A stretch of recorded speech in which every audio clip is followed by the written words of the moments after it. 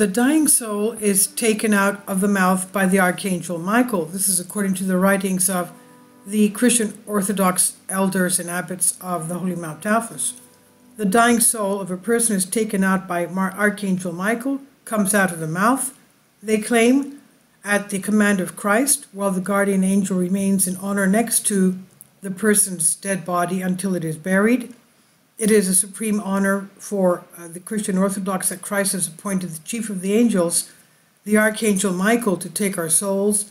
This only happens at this time. Archangel Michael delivers the soul into the hands of other angels who receive it and depart for levels of judgment. For 3 days the soul is at customs, these judgment levels. Not everyone is cleared. The confessors pass the customs wedge with the express, and they are taxed. Those who have unconfessed sins, if there is any unconfessed sin under mortal sin, its weight against the good works outweighs the good and moves to the next toll house until it reaches our Christ.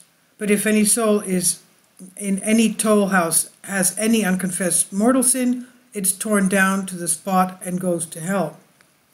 People go to hell mainly out of A, witchcraft, Satanism, and B, carnal immorality, fornication.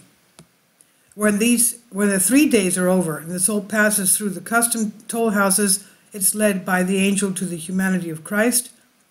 Because his divinity is not seen, the soul sees Christ, who has the form as we see him in our images.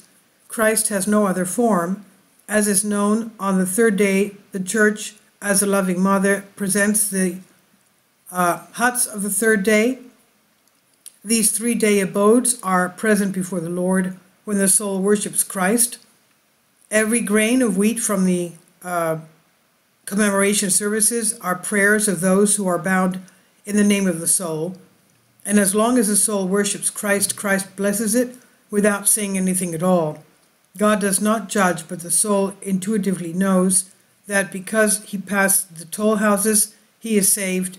He is saved, but he is waiting for the validation of his salvation. When the guardian angel takes the soul and in no time takes it back to earth, he takes the soul to the places where this soul was born, grew up, giving the soul a tour of her whole life. The soul will remember details that it had completely forgotten, and its good and bad deeds, and all the sins it committed, confessed and unconfessed. Then the soul finds empirically that Christ is omnipresent and knows everything. This itinerary of the soul's stay on earth lasts from the 3rd day to the 9th day.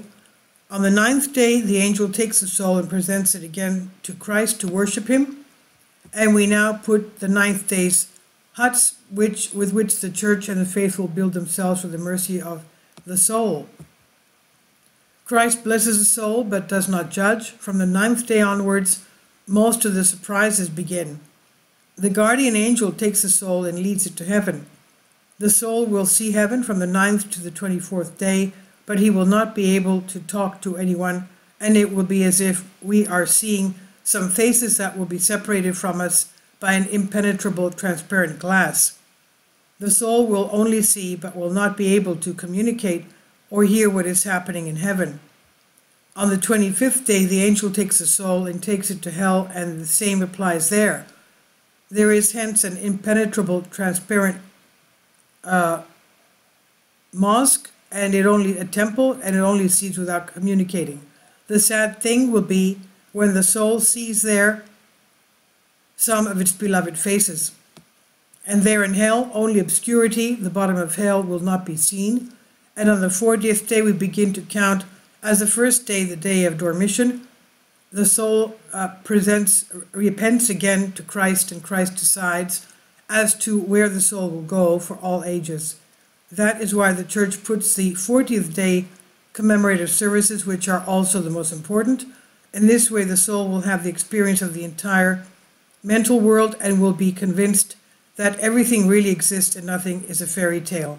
This is by Elder Ephraim of the St. Andrew's Skiti of Holy Mount Athos. The source is Elders of Mount Athos.